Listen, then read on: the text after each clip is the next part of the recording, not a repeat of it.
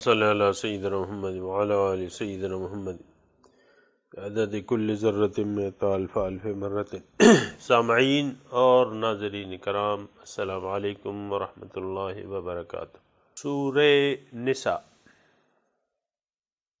آیت 172۔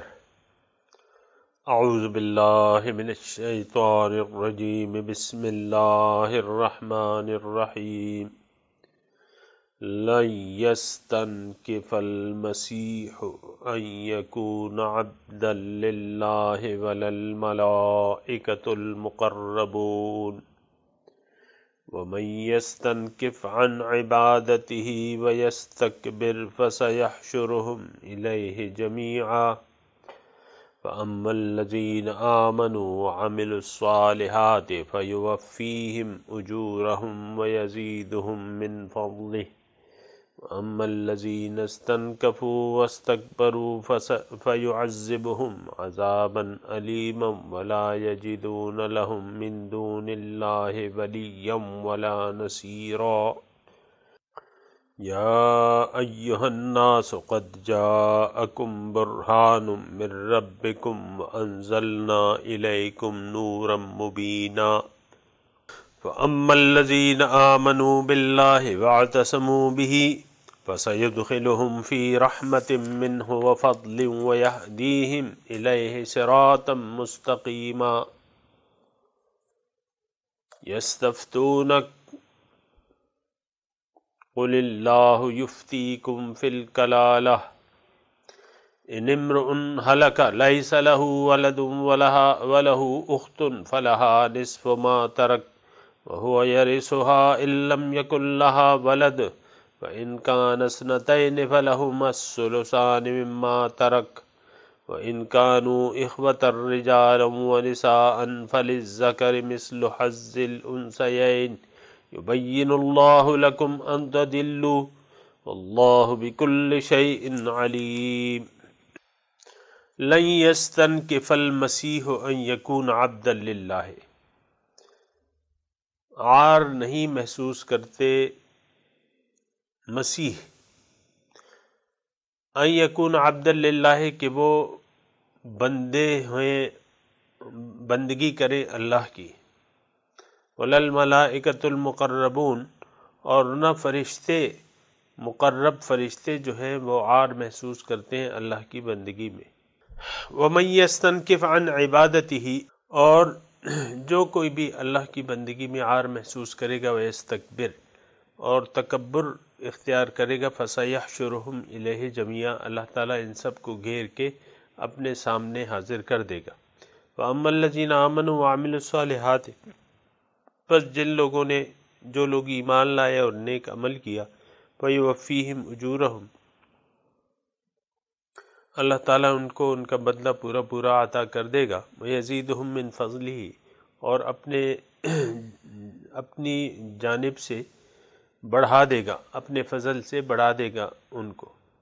وَأَمَّا الَّذِينَ اسْتَنكَفُوا، اور جن لوگوں نے عار سمجھا اللہ کی بندگی میں، وَاسْتَكْبَرُوا اور تکبر کیا، فَيُعَذِّبُهُمْ عَذَابًا أَلِيمًا، تو اللہ تعالیٰ ان کو عذاب دے گا دردناک، وَلَا يَجِدُونَ لَهُم مِّن دُونِ اللَّهِ وَلِيًّا وَلَا نَصِيرًا، اور وہ نہ پائیں گے اپنے لیے اللہ کے سوا نہ کوئی دوست نہ مددگار۔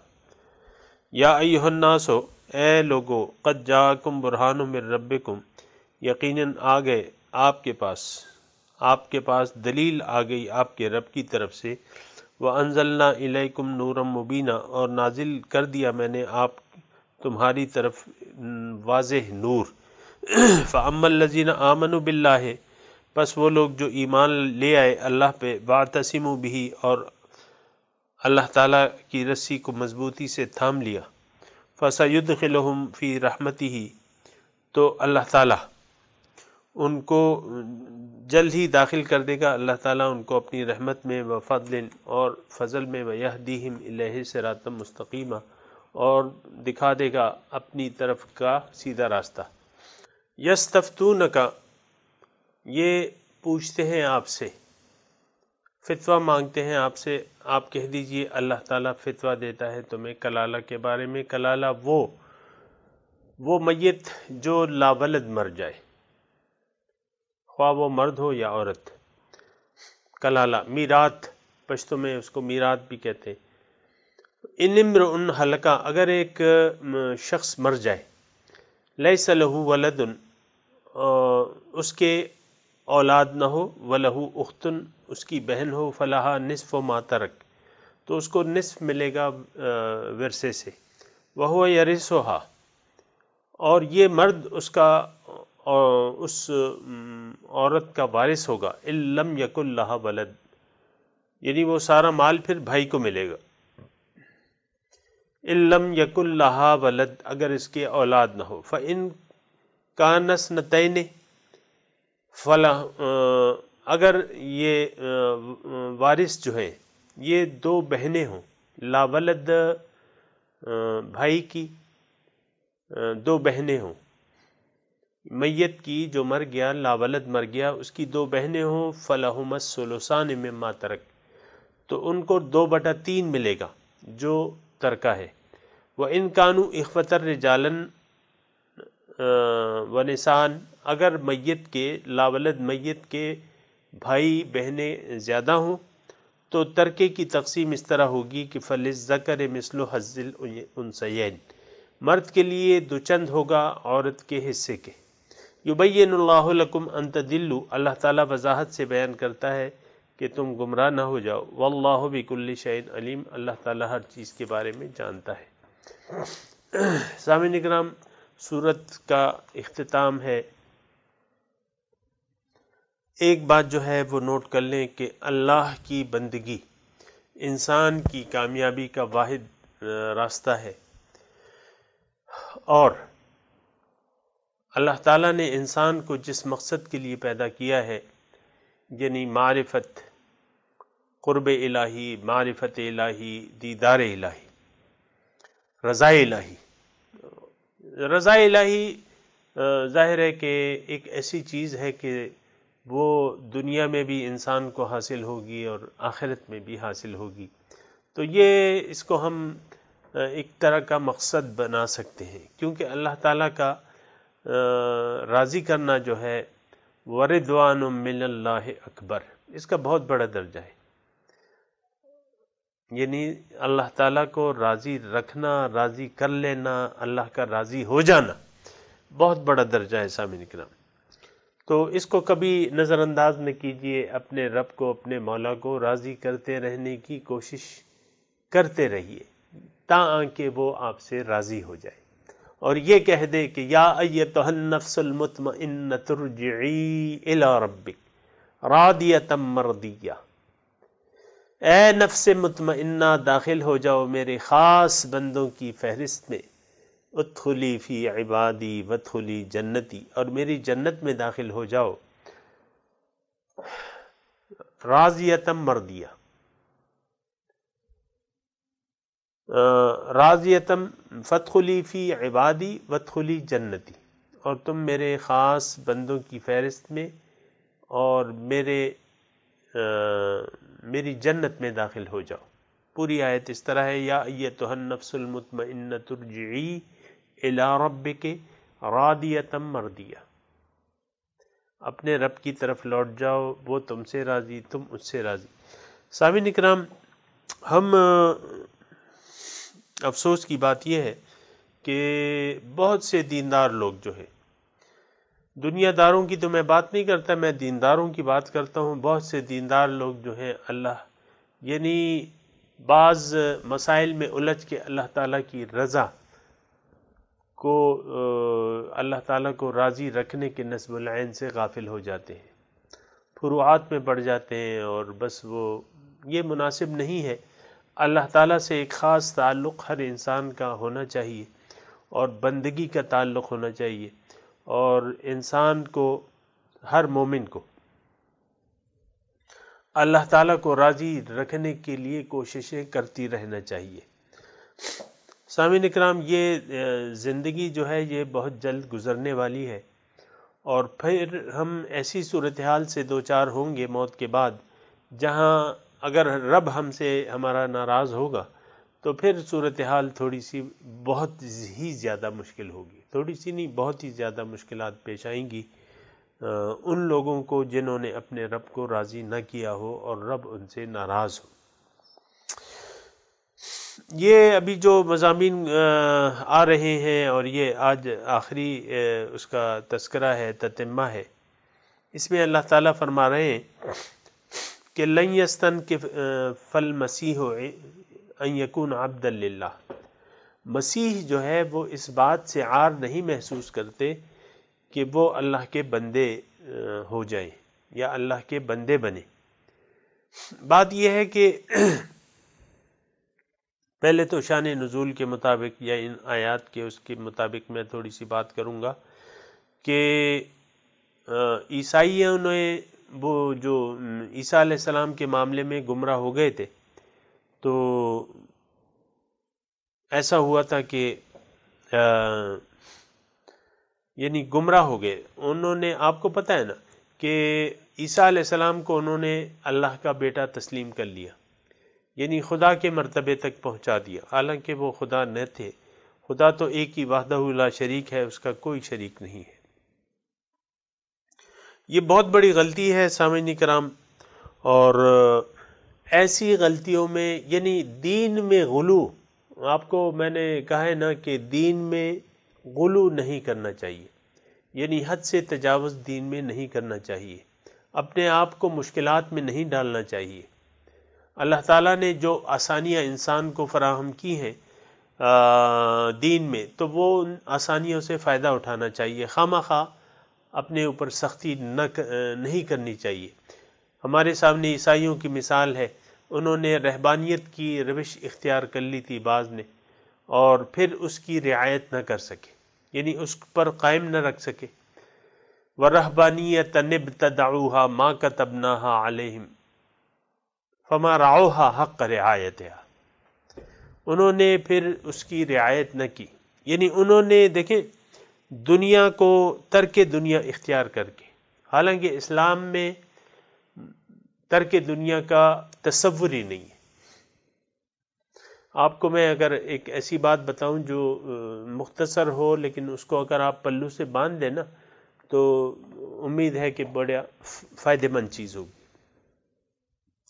بات یہ ہے کہ اللہ تعالیٰ نے انسان کو اپنے لیے پیدا کیا ہے، یعنی اب یہ ہے نا کہ جو انسان اللہ کو اپنا مقصد حیات بنا لے، اب ظاہر ہے کہ اس کو زندگی تو گزارنی ہے نا، اور اس کا واسطہ پڑنے والا ہے زندگی کے عام حالات سے، اس کو رزق کمانا ہے، اس کو شادی کرنی ہے، اور اس کو دیگر جو زندگی کے مراحل ہیں اس سے گزرنا ہے۔ اس سے تو کوئی وہ نہیں ہے، یعنی رزق حلال اس نے خواہ کمانا ہے، پھر ایک کنبہ بنانا ہے اور کنبہ بنا کے زندگی گزارنی ہے، مکان وغیرہ سیٹ کر کے۔ بات یہ ہے کہ اللہ تعالیٰ نے اپنے قرب کا راستہ جو ہے بہت آسان رکھ دیا ہے، اپنی معرفت، اپنے قرب، اپنے دیدار کا راستہ بہت آسان کر دیا ہے۔ یہ جو صراط مستقیم ہے، اس کا مطلب کیا ہے؟ اس کا مطلب یہ ہے کہ آپ جو بھی کام کریں اللہ تعالیٰ کے لیے کریں، اس کی وجہ سے کریں، اور اس کے بتائے ہوئے طریقے کے مطابق کریں، بس سادہ سی بات ہے۔ یعنی آپ دنیا کی زندگی ایسے گزاریں جیسے کہ اللہ تعالیٰ کی منشا ہے، اور دین ہمارا ماشاءاللہ مکمل ہے، ہر چیز کے بارے میں ہدایت موجود ہے۔ آپ شادی کر رہے ہیں، آپ بیوی سے تعلق قائم رکھ رہے ہیں، بیوی جو ہے شوہر سے سلوک کر رہی ہے، اولاد ہے اپنے والدین سے کچھ سلوک کر رہے ہیں، والدین اپنی اولاد سے کچھ سلوک کر رہے ہیں، پھر آپ پڑوس میں ہیں، آپ کی لڑکوں کے دوست مثال کے طور پہ ہوتے ہیں، اور سہیلیاں، لڑکیوں کی سہیلیاں ہوتی ہیں۔ یہ سارے کام جو ہیں سامعین کرام، آپ اٹھ رہے ہیں، بیٹھ رہے ہیں، کھا رہے ہیں، پی رہے ہیں، آپ سو رہے ہیں، جاگ رہے ہیں، اور سینکڑوں کام انسان کرتا ہے اپنی زندگی میں۔ یہ سارے کام، ان تمام کاموں کے لیے اللہ تعالیٰ نے ایک خاص طریقہ مقرر کر دیا ہے، اصول ہدایت بتا دی ہے کہ بھئی آپ نے کس سے دوستی کرنی ہے، کس سے نہیں کرنی، کس سے تعلقات قائم کرنے ہیں، کس سے تعلقات توڑنے ہیں، رزق کیسے کمانا ہے۔ اور روزی دینے والا تو ذات باری تعالیٰ ہے، لیکن رزق آپ نے کمانا کیا ہے، اس میں جھوٹ بولنا ہے یا دھوکہ دہی سے یا خیانت سے کام لینا ہے، آپ نے کیا کیا کس کس چیز کی آپ کو اجازت ہے۔ تو سامعین اکرام بات یہ ہے کہ یہ سارے کام آپ اللہ کے، ایک تو اللہ کے لیے کریں، یعنی زندگی اللہ کے لیے گزاریں، کام بھی کریں اللہ کے لیے گزاریں، اور سارے کاموں کے احکامات موجود ہیں۔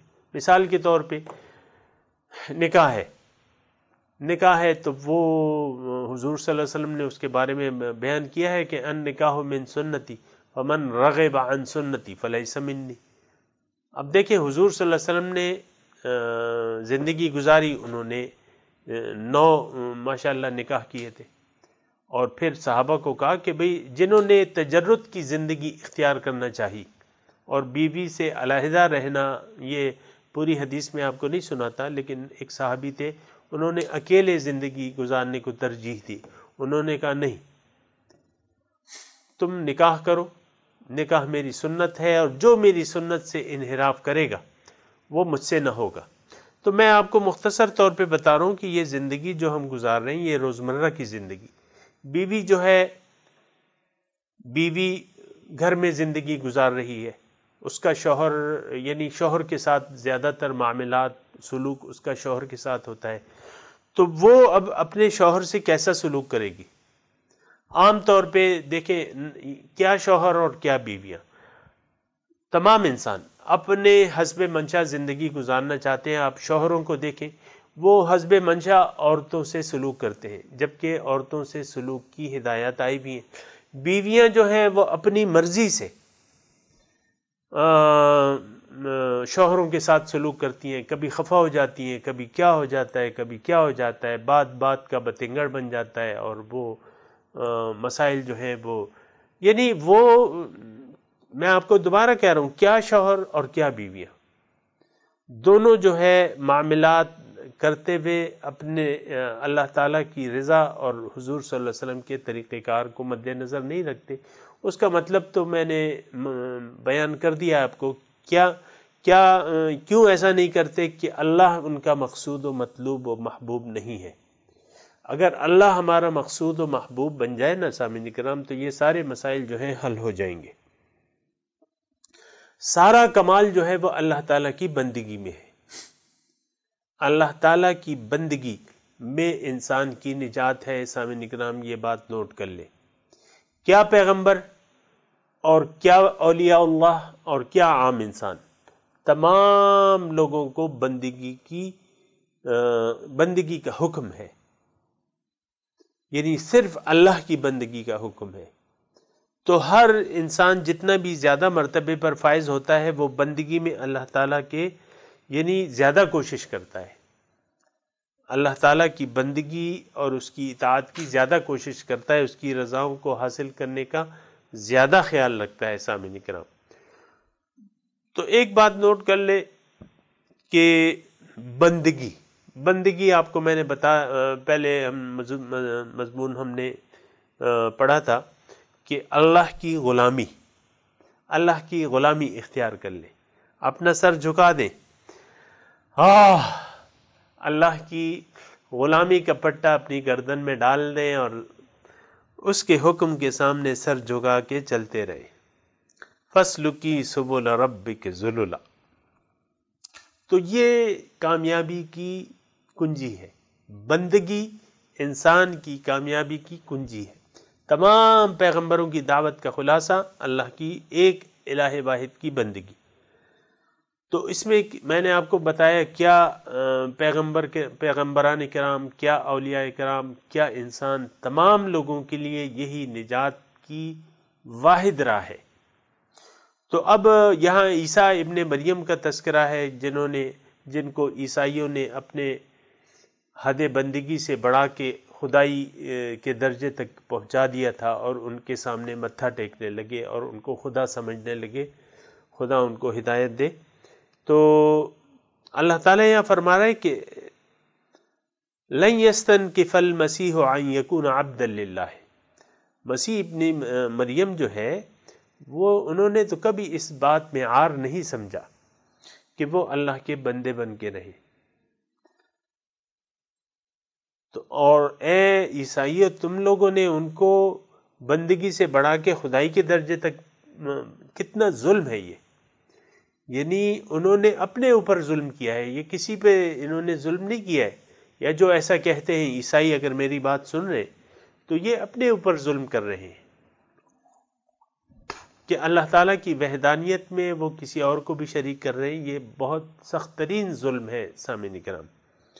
اگر عیسائی بھائی میرے ناظرین میں شامل ہوں تو وہ اس بات سے یعنی متنبہ ہو جائیں،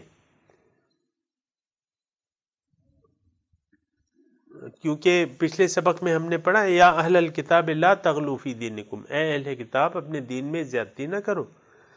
تو ولل ملائکۃ المقربون، اور مسیح تو انسان ہے، انسان تو کیا مقرب فرشتے جو ہیں وہ بھی اللہ تعالیٰ کی اطاعت میں کوئی عار محسوس نہیں کرتے، اور وَيَفْعَلُونَ مَا يُؤْمَرُونَ، جو ان کو حکم دیا جاتا ہے وہ کرتے ہیں۔ حالانکہ فرشتوں کی آپ طاقت دیکھیں کہ ایک فرشتہ جو ہے وہ ساری دنیا کا نظام تل پٹ کرنے کے لیے کافی ہے۔ مثال کے طور پہ حضرت اسرافیل علیہ السلام، ان کی ایک پھونک جو ہے اس سے سارا نظام جو ہے وہ تل پٹ ہو جائے گا، لیکن وہ بھی اللہ تعالیٰ کی اطاعت میں، اس کی بندگی میں عار محسوس نہیں کرتے۔ اور اللہ تعالیٰ ایک جامع جملہ ارشاد فرما رہا ہے ہمارے لیے، ایک پالیسی بیان ہے یہ، مَن يَسْتَنْكِفْ عَنْ عِبَادَتِهِ وَيَسْتَكْبِرْ، جس نے بھی عار سمجھا اللہ تعالیٰ کی بندگی میں اور تکبر کی روش اختیار کی، فَسَيَحْشُرُهُمْ إِلَيْهِ جَمِيعًا، اللہ تعالیٰ ان سب کو اکٹھا کرے گا گھیر کے، فَسَيَحْشُرُهُمْ إِلَيْهِ جَمِيعًا، گھیر کے اپنے سامنے کھڑا کر دے گا۔ اب وہاں فَأَمَّا الَّذِينَ آمَنُوا وَعَمِلُوا الصَّالِحَاتِ، جو لوگ جو ہیں ایمان لائے اور نیک عمل کیا، فَيُوَفِّيهِمْ أُجُورَهُمْ وَيَزِيدُهُمْ مِنْ فَضْلِهِ، تو اللہ تعالیٰ پورا ان کو بدلہ دے دے گا اور اپنے فضل سے ان کو اور بھی زیادہ دے گا۔ سامعین کرام، یہ بات میں آپ کو کہہ چکا ہوں کہ جنت ہرگز ہمارے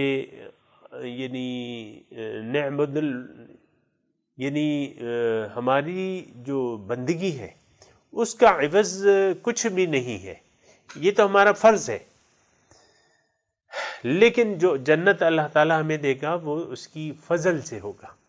وَيَزِيدُهُم مِّن فَضْلِهِ، اللہ تعالیٰ یعنی یہ تو اللہ تعالیٰ نے فرمایا ہے کہ جزاء بما کنتم تعملون، لیکن حقیقی بات یہ ہے کہ ہم سب اللہ تعالیٰ کے بندے ہیں، اس کی مخلوق ہیں، اور ہم نے اس کی بندگی بہرحال کرنی ہے، اور اس میں کسی اجرت کی ضرورت نہیں ہے۔ مثال کے طور پہ ایک غلام ہے، پہلے جو غلام ہوتے تھے ان کا میں تذکرہ کر رہا ہوں، ایک غلام ہے، یعنی اس کو آپ نے خرید لیا ہے، اس کے آپ مالک ہیں۔ اب وہ جو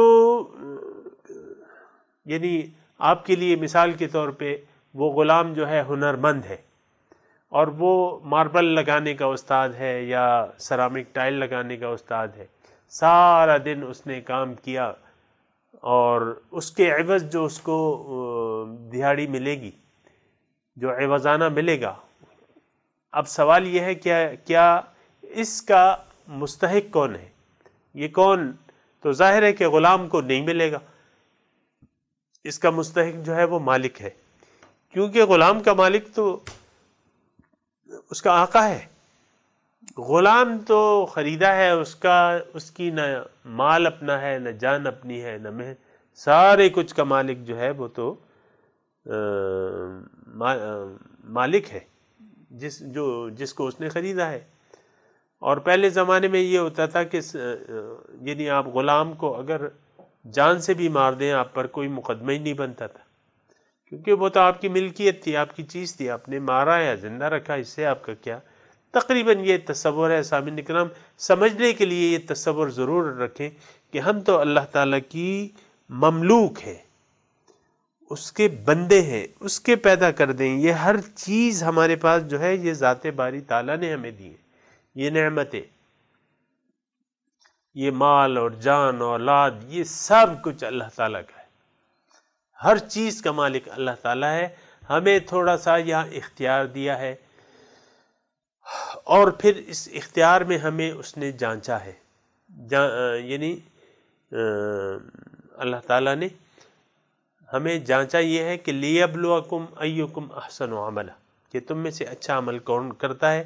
تو اگر کسی نے اللہ کی اطاعت کا راستہ اختیار کر لیا تو یہ تو اس کا فرض تھا، جان دی ہوئی اسی کی تھی، حق تو یہ ہے کہ حق ادا نہ ہوا، ہمیں تو بندگی کا حق ادا کرنا ہے۔ سامعین کرام، حضور صلی اللہ علیہ وسلم فرماتے ہیں کہ ما عبدناک حق عبادتک وما عرفناک حق معرفتک، اے اللہ تعالی ہم نے آپ کی بندگی کا حق نہیں ادا کیا، اور ہم نے تیری معرفت کا جیسا حق تھا وہ نہیں ادا کیا۔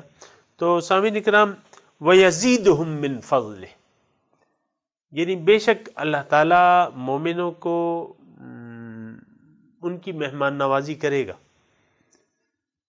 لیکن اللہ کے فضل کی امید رکھنی چاہیے اور سوال کرنا چاہیے، وَاسْأَلُوا اللَّهَ مِن فَضْلِهِ، اللہ کے فضل کا اس سے سوال کیا کرو۔ اور یہ سامعین کرام حضور صلی اللہ علیہ وسلم کی وہ حدیث بھی ہے نا کہ کوئی بھی اپنے عمل کے ذریعے جنت میں داخل نہیں ہو سکے گا۔ تو صحابہ نے پوچھا حضور آپ بھی؟ حضور نے فرمایا کہ ہاں میں بھی، یا تاں کہ اللہ کی رحمت مجھے ڈھانک نہ لے۔ تو سامعین کرام بات سمجھنے کی کوشش کریں، ہماری بندگی کسی پر احسان نہیں ہے، یہ اس کا حق ہے۔ بندگی کرنا اللہ کا حق ہے، ہم اللہ کے بندے ہیں، ہم نے اللہ کی بندگی کرنی ہے، ہم نہ شیطان کے بندے ہیں نہ نفس کے بندے ہیں۔ آخر کیوں اللہ کی بندگی کو چھوڑ کے ہم نے شیطان کی بندگی یا نفس کی بندگی کی راہ اپنائی؟ یہ بہت بڑی غلطی ہے سامعین کرام۔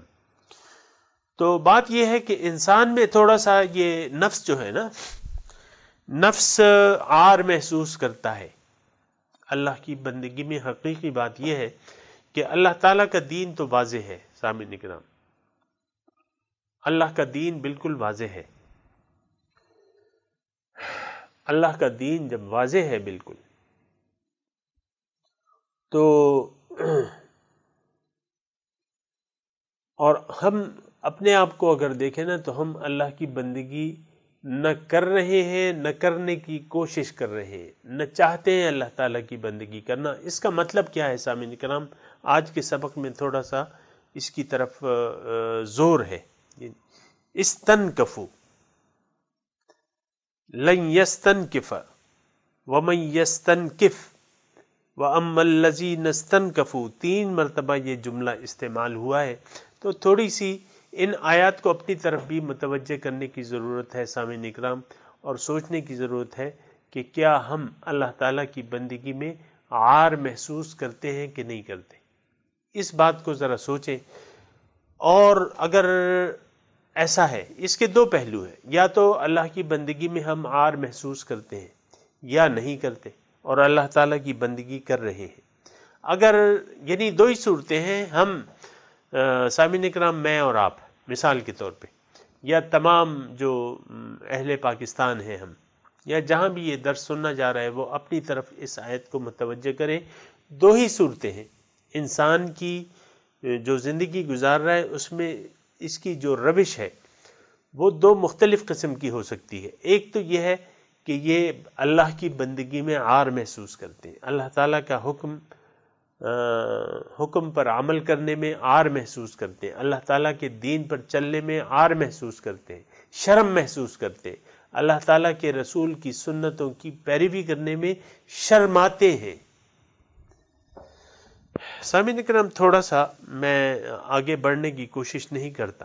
اگر آج آپ نے یہ فیصلہ کر لیا یا اپنے آپ کو کسی دھڑے میں شامل کر لیا تو بہتر ہے۔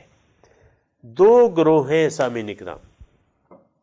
ایک گروہ وہ ہے جو اللہ تعالیٰ کی بندگی روز و شب اللہ تعالیٰ کی بندگی کے لیے کوششیں کر رہا ہے، اللہ تعالیٰ کو راضی رکھنے کے لیے کوششیں کر رہا ہے، اللہ تعالیٰ کی مرضی کے مطابق اپنے تمام کام انجام دے رہا ہے، اللہ تعالیٰ کے رسول کے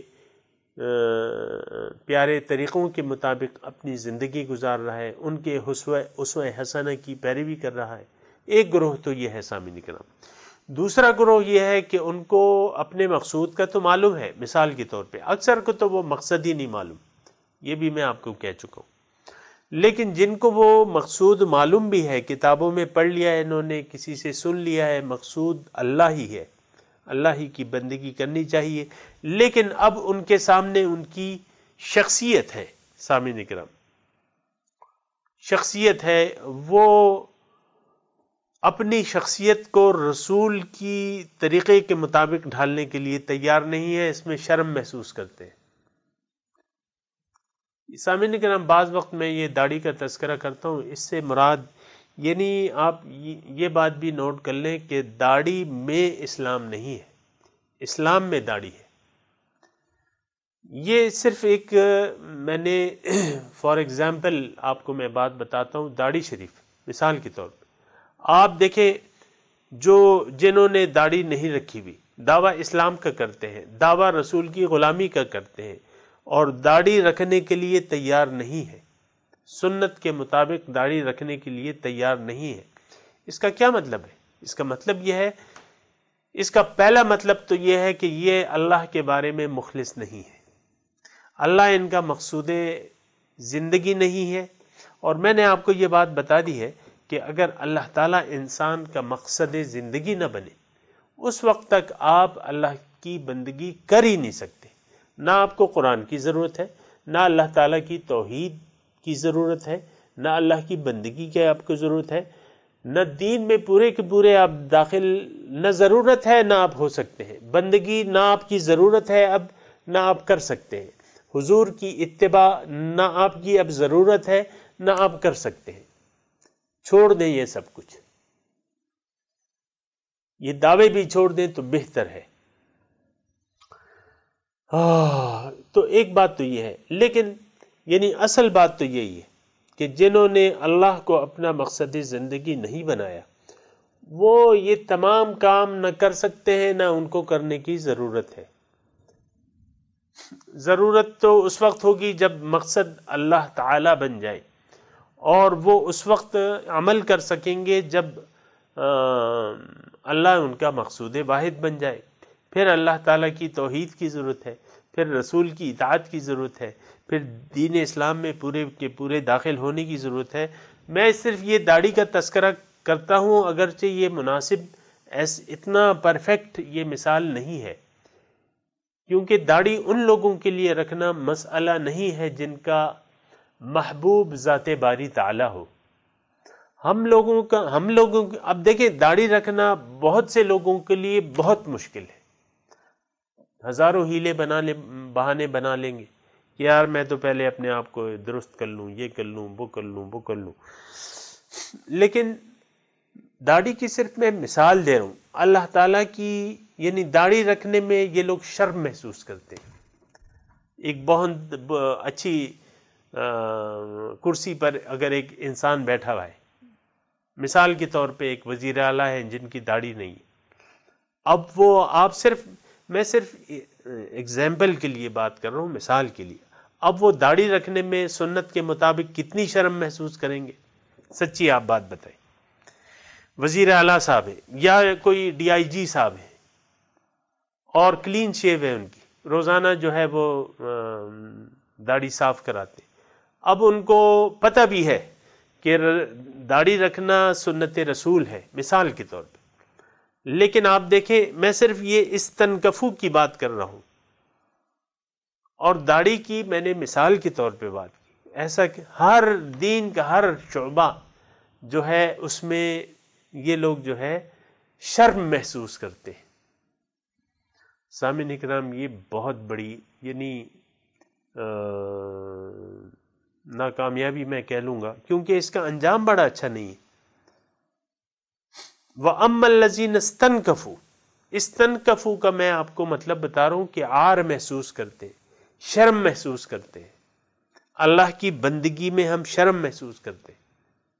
بہت سے یہ داڑھی کی تو میں نے آپ کو دوبارہ کہہ رہا ہوں ایک مثال دی ہے، ہر چیز اللہ کی بندگی کے سامنے سر جھکانے کو ہم شرم محسوس کرتے ہیں۔ بھئی کیا تم نے اپنے آپ کو ملا بنا لیا ہے؟ ایسے پھر باتیں سننی پڑتی ہیں نا، کیا ملانی بن گئی ہو، اور کیا تم دقیانوسی خیالات کی حامل ہو گئی ہو، اور یہ تو پرانے زمانے کے وہ ہیں، اور یہ کرو اور وہ کرو، روشن خیالی اپناؤ۔ دیکھیں نا آپ کیسے کیسے الفاظ گھڑ لیے، روشن خیالی، روشن خیال بنو۔ تو اس تنکفو کا آپ مطلب جان لیں، اللہ کی بندگی میں عار سمجھنا، رسول صلی اللہ علیہ وسلم کے طریقوں پر عمل کرنے میں شرم محسوس کرنا، اس کو استنکفو کہتے ہیں۔ اچھا، اس شرم محسوس کرنے یا عار، اس کا متضاد یعنی اس کا مترادف لفظ کیا ہے؟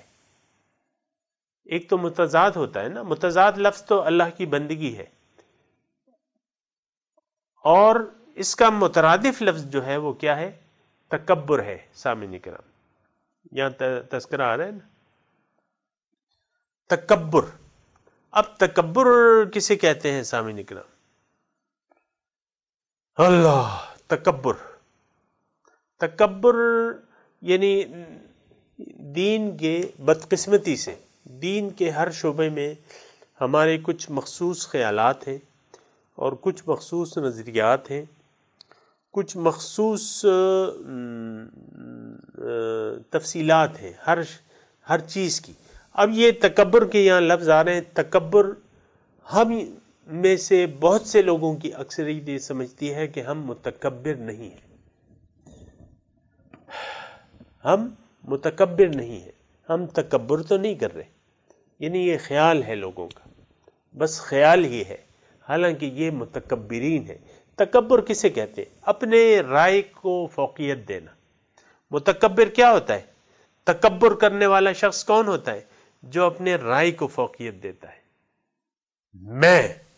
میری رائے، جھک جاؤ میری رائے کے آگے۔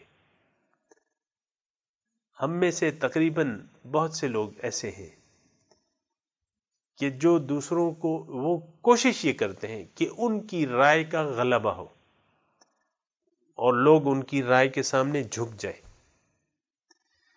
تو بات یہ ہے کہ یہ تکبر ہے۔ تکبر کیا ہے؟ تھوڑا سا سامعین کریم، یہاں تکبر کے بھی لفظ آئے نا، تو اس لیے تھوڑی سی اس کی بھی۔ تکبر یہ ہے کہ آپ اپنے آپ کو بڑا سمجھیں، بس سادہ سا مطلب ہے، اس میں تو کوئی دو رائے ہے نہیں۔ تکبر، آپ اپنی شخصیت کو بڑا سمجھیں، بنسبت دوسروں کے مقابلے میں اپنی شخصیت کو اہمیت دیں۔ اللہ، یہ تکبر جو ہے سامعین کرام، یہ ہم نہ جانتے ہوئے تکبر میں، بری طرح تکبر کرنے میں مصروف ہیں۔ دیکھیں، اللہ تعالیٰ نے ہمارے لیے ایک دین بھجوا دیا ہے۔ اس دین اسلام کس کے لیے؟ ہمارے لیے کہ نہیں کسی اور کے لیے؟ ظاہر ہے ہمارے لیے۔ اب جو کوئی اللہ کے بتائے ہوئے طریقوں کے مطابق زندگی نہیں گزار رہا، حالانکہ اس کو پتہ ہے کہ کیا کرنا ہے، کیسے گزارنی ہے، کیونکہ دین تو واضح ہے، اگر وہ نہیں گزار رہا تو پھر یہ ہے کہ اب وہ کیا کرے گا؟ اب یہ من چاہی زندگی گزارے گا، اپنی مرضی سے زندگی گزارے گا، اپنی مرضی سے فیصلے کرے گا۔ بیوی جو ہے، یعنی اکثر میں دیکھتا ہوں جو خواتین کرام ہیں، جو بیویاں میں نے دیکھی ہے نا، عام طور پہ، کیونکہ اس معاشرے میں میں رہتا ہوں، ہر بیوی اپنے آپ کو فوقیت دینے کی کوشش کرتی ہے۔ اکثریت، ہر بیوی چاہتی ہے کہ میرا شوہر پر ہولڈ ہو، شوہر میری بات سنے، مانے، میری رائے پر چلے، مجھے ہی۔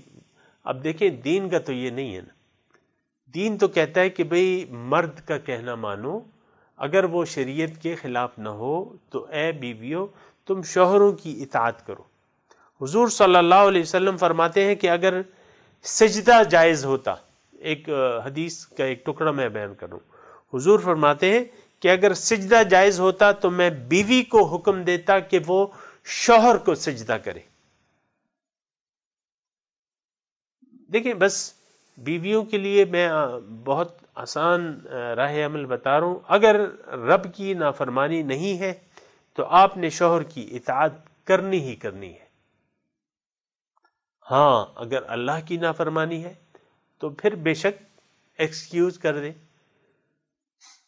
اچھے طریقے سے ایکسکیوز کر دیں کہ اس میں میرا رب ناراض ہوتا ہے، یہ تو رب کا حکم نہیں ہے، تو آپ ایکسکیوز کر سکتی ہیں. لیکن اگر رب کی نافرمانی نہیں ہے تو شوہر کی اطاعت جو ہے وہ فرض ہے، لازم ہے. ایسی بیویاں جن سے ان کے شوہر ناراض ہوں، اللہ کے رسول نے ان کو دوزخ کی بشارت دی ہے کہ وہ دوزخ میں جائیں گی. اور آج کل تو میں تو آپ کو کہہ رہا ہوں، کیا بیویاں اور کیا شوہر. شوہر اس دوڑ میں پیچھے توڑی ہیں. یہ لمبی بحث ہے، میں یہ نہیں کہہ رہا، میں صرف تکبر کی بات کر رہا ہوں. ہم لوگ متکبر ہیں اور متکبر شخص کو اللہ تعالیٰ معاف نہیں کرتا. بئس مثوى المتکبرین،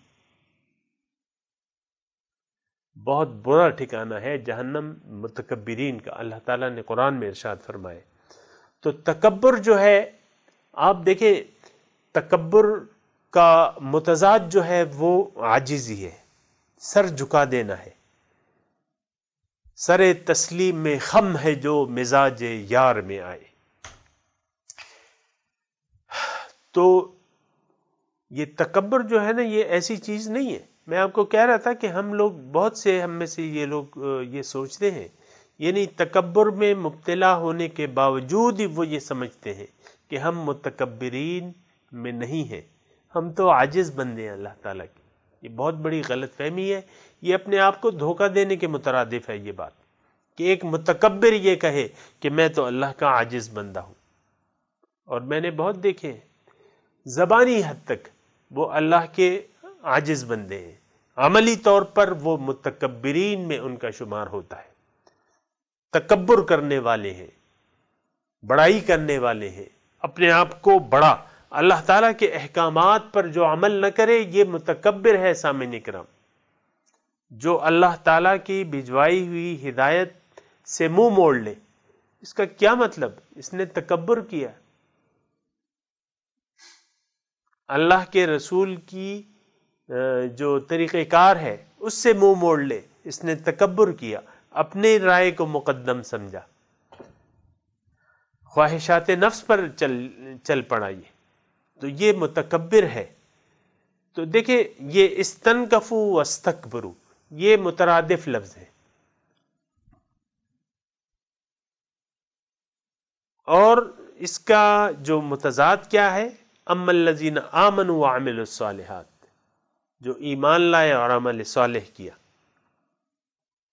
تو یہاں اللہ تعالیٰ ارشاد فرما رہے ہیں کہ اما الذین استنکفوا واستکبروا فیعذبہم عذابا علیما، ان کو اللہ تعالیٰ عذاب دے گا، دردناک عذاب. سامعین کرام تھوڑا سا دیکھ لیں، قرآن ہے اور قرآن میں کسی کا، اس میں اللہ تعالیٰ کے ساتھ ہماری کوئی رشتہ داری نہیں ہے. حقیقت جو ہے وہ قرآن ہے.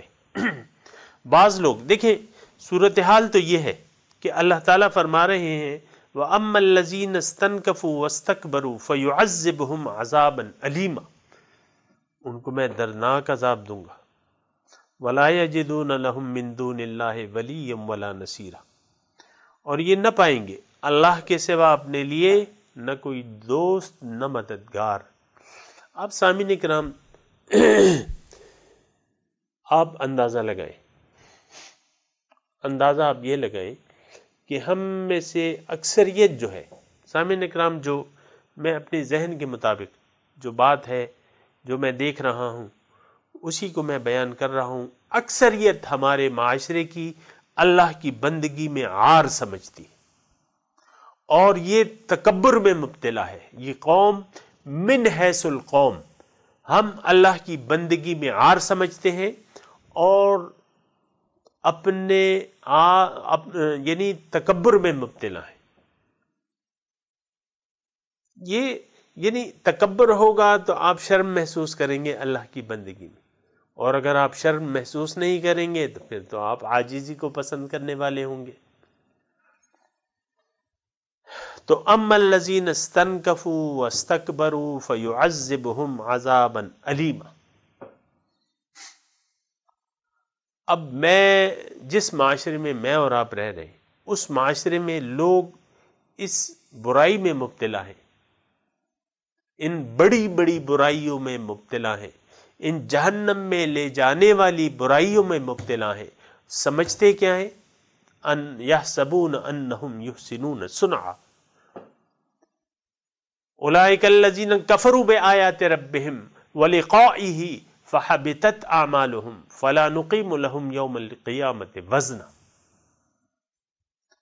اپنے رب کے احکامات سے تو یہ انکار کر رہے، اپنے رب کی ملاقات سے یہ انکار کر رہے، تو ان کے جو نیک اعمال ہیں اللہ تعالیٰ ان کا انجام بتا رہا ہے کہ فلا نقیم لہم یوم القیامۃ وزنا، قیامت کے دن ان کا کوئی وزن نہیں ہوگا. وَقَدِمْنَا إِلَى مَا عَمِلُوا مِنْ عَمَلٍ فَجَعَلْنَاهُ هَبَاءً مَنْثُورًا. ان کے میں آگے پیش کر دوں گا جو بھی عمل انہوں نے نیک کیا ہوگا اور اس کو میں اڑتی ہوئی دھول بنا دوں گا. فَجَعَلْنَاهُ هَبَاءً مَنْثُورًا، سورہ فرقان میں دیکھ لیں آیت. ایسے لوگوں کی، سامعین اکرام جو الفاظ میں کہنے جا رہا ہوں اس وقت وہ قرآن کے الفاظ ہیں، میرے نہیں ہیں. جن لوگوں نے اللہ کی بندگی میں عار محسوس کیا، شرم محسوس کی، اللہ کی بندگی کرنے کو شرم محسوس کی، واستکبروا، تکبر کی روش اختیار کر لی. آخر یہ کوئی نیک اعمال بھی تو کرتے ہیں نا، اس کا کیا ہوگا؟ ان نیک اعمال کا کیا ہوگا؟ یہ نیک اعمال اگر ایسے لوگ اگر نمازیں پڑھ رہے ہیں، روزے رکھ رہے ہیں، حج کر رہے ہیں، زکاتیں دے رہے ہیں، لیکن استنکفوا واستکبروا، تو وَقَدِمْنَا إِلَى مَا عَمِلُوا مِنْ عَمَلٍ فَجَعَلْنَاهُ هَبَاءً مَنْثُورًا. ان کے میں آگے پیش کر دوں گا وہ جو نیک اعمال ہیں اس کو میں ایک اڑتی ہوئی دھول بنا دوں گا. سامعین کرام تھوڑا سا الرٹ ہونے کی ضرورت ہے اور غفلت کی گرد جو ہمارے عقل و دماغ پر پڑ چکی ہے اس کو ہٹانے کی ضرورت ہے، آئینہ دل کو صاف کرنے کی ضرورت ہے. اللہ تعالیٰ کی جو آیات ہیں ان پر تفکر و تدبر و تعقل کی ضرورت ہے کہ اس پر ہم سوچ کریں. وَلَقَدْ يَسَّرْنَا الْقُرْآنَ لِلذِّكْرِ فَهَلْ مِن مُدَّكِرٍ. قرآن کو میں نے نصیحت کے لیے آسان بنا دیا ہے کوئی جو تدبر کرے، مدکر، نصیحت لے. وَأَمَّا الَّذِينَ اسْتَنْكَفُوا وَاسْتَكْبَرُوا فَيُعَذِّبُهُمْ عَذَابًا أَلِيمًا. سامعین کرام یہ یعنی مختصر سا میں نے مضمون بیان کیا. اس پر کہیں بھی اگر آپ سمجھتے ہیں کہ میں نے حد سے تجاوز کیا ہے آپ مجھے مطلع کر سکتے ہیں اور میری رائے اس پہ لے سکتے ہیں اور جو بھی ہوگا میں تو اپنی دانش یہ سمجھتا ہوں کہ میں نے آپ کے سامنے قرآن ہی پیش کیا ہے، قرآن کی تفسیر پیش کی ہے. اگر استنکفوا واستکبروا کی کوئی اور تشریح ہے یا کوئی آپ یہ سمجھتے ہیں کہ یہ آیات ہماری طرف متوجہ نہیں ہوتی تو پھر یہ آپ کی غلط فہمی ہے. قرآن کی ہر آیت کو آپ نے اپنی طرف متوجہ کرنا ہے، اس میں اپنے لیے ہدایت دیکھنی ہے، اور اگر آپ اس کے مصداق ہیں، ان انذار والی آیات کے مصداق ہیں، آپ کو اپنی اصلاح کی کوشش کرنی ہے. اگر آپ بشارت والی آیت کے مصداق ہیں تو پھر بھی یہاں الرٹ رہنے کی ضرورت ہے، کیونکہ زندگی کا جو خاتمہ زندگی ہے اس پر ہمارا دار و مدار ہے. اگر آپ اس وقت نیک اعمال بھی کر رہے ہیں، صحیح راستے پر بھی چل رہے ہیں، لیکن پھر بھی اللہ تعالیٰ بے نیاز ہے. جب تک سانس میں یعنی آخری لمحات میں ایمان ہمارے نصیب نہیں ہو جاتا اس وقت تک ہم مطمئن ہونے کی کوئی ضرورت نہیں. اللہ تعالیٰ بڑی بے نیاز ذات ہے اور مسلسل احتیاط کی، محتاط رہنے کی ضرورت ہے کہ کہیں ہمارے ہاتھ سے کوئی ایسا عمل نہ ہو جائے جس سے اللہ تعالیٰ ناراض ہو جائے، کوئی زبان سے ایسا فقرہ نہ نکل جائے کہ جس سے اللہ تعالیٰ ناراض ہو جائے، اور کوشش کرنے کی ضرورت ہے۔ سامعین کرام، وآخر دعوانا ان الحمد للہ رب العالمین، والسلام علیکم ورحمۃ اللہ وبرکاتہ۔